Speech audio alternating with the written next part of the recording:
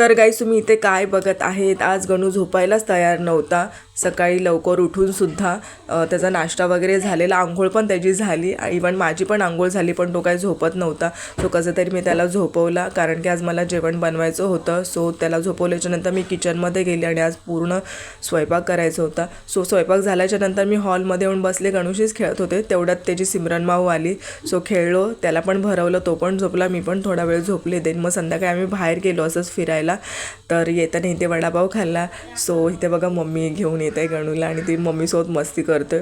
So घरी आल्याच्यानंतर त्याचं जेवण बनवायचं होतं. दूध चपाती आज दिली मी त्याला. सो इथे चपाती बनवत आहे आणि मी गाईज त्याला दोन्ही वेळेला फ्रेश जेवण देत असते. सकाळीसुद्धा त्याचं डाळ खिचडी असते, सकाळी नाश्ता असतो, दुपारी दाल खिचडी असते आणि रात्री त्याचं जेवण असतं. आणि संध्याकाळी 5:30-6ला जेव्हा तो झोपेतून उठतो तेव्हासुद्धा मी त्याला दूध देत असते.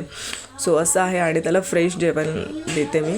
सो इथे मी त्याला दूध चपाती करते. देन मग मम्मी घेऊन गेली तिकडे, म्हणजे आमच्या एरियातच तिथे वरात आली होती. सो तिथे गेलं होतं आणि जाम नाचला तो, जाम म्हणजे जामच ती क्लिप घेतली आहे मी. पुढे तुम्ही बघायलाच त्याला जाम म्हणजे कुठे वाजत असेल, घरात पण कोणी गाणं बोलत असेल तर लगेच नाचतो तो. सो काहीच असा होता माझा दिवस. तर चॅनेलला नक्की सबस्क्राईब करा, सपोर्ट करा. सो इथे बघा तो गणू नाचतोय. सो काही चला तर मग आपण भेटूया नेक्स्ट मिनी व्लॉगमध्ये. तोपर्यंत बाय बाय.